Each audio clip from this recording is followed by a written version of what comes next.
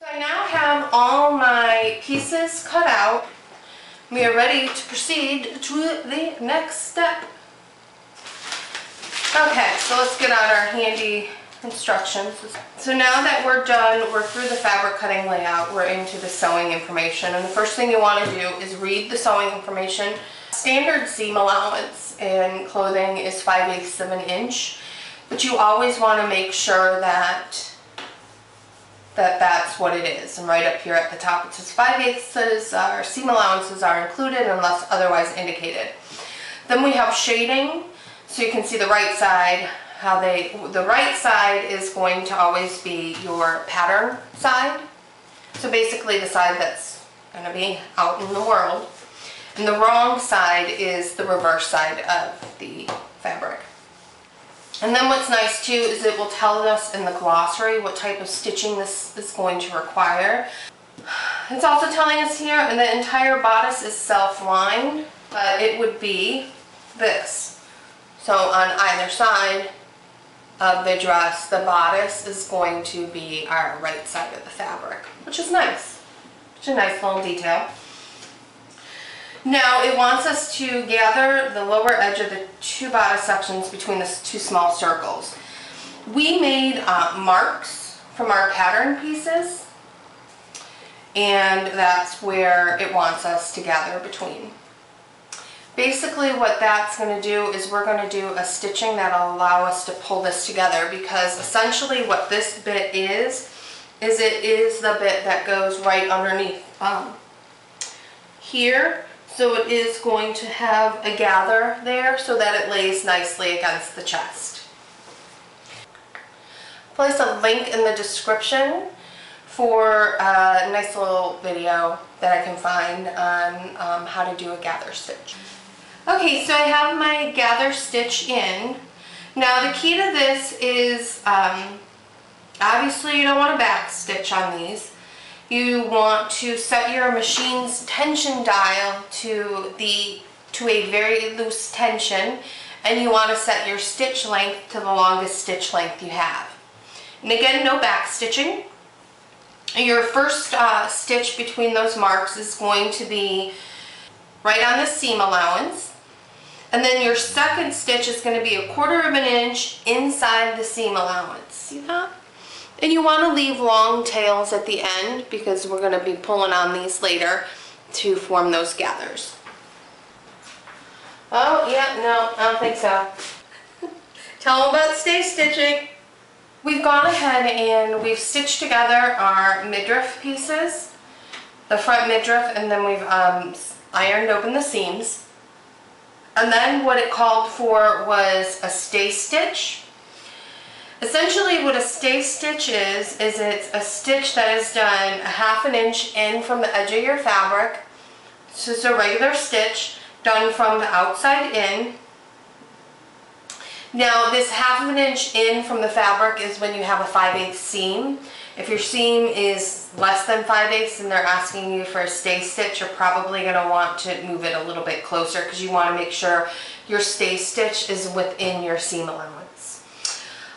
Essentially what a stay stitch does, and why you do not want to skip this part, is that this stay stitch will keep the fabric from going wonky when you're stitching it, because for this piece we do want it to be very structured and to lay completely to have that correct angle.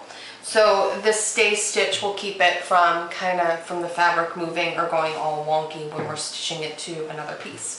Okay, I just wanted to share with you something that's, oh my god, it's such a headache. And that is, we're going to be stitching the bodice to the midriff. Now if you remember, the bodice we did the gather stitching, and what's hard about it is the bodice is actually longer than our midriff piece. So you've got like these two different sizes of fabric that you're trying to match up, and it's So the easiest way I always find to do that is to immediately pin the center. And then we have notches on both sides, so line up your notches and pin those, and I pinned out to the end as well. So all that I have left is this bit that's in the gathering section. So I'm going to take you with me through gathering.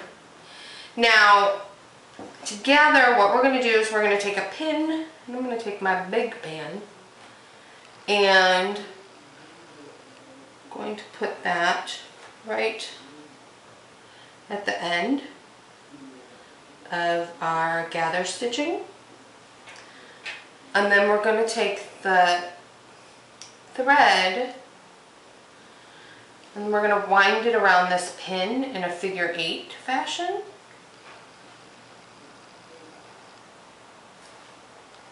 Now the threads on the opposite side are a gather, and then we're just going to start to pull our threads. And basically we're just going to keep pulling on this gathery section until our fabric length matches up with our waist piece. You're also going to want to ensure that your gathers are approximately the same length. So, and what's nice is that these gathers are very movable. So I'm going to bring this up so you guys can see what that looks like. Got the gathers right here. Now I'm going to pin this down,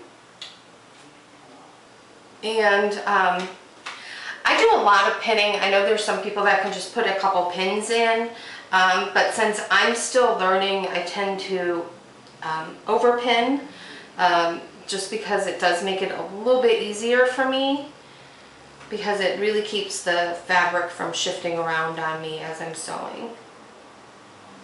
There we go. So that side's done. And if I turn it around, you guys can have a look at how that looks in the front.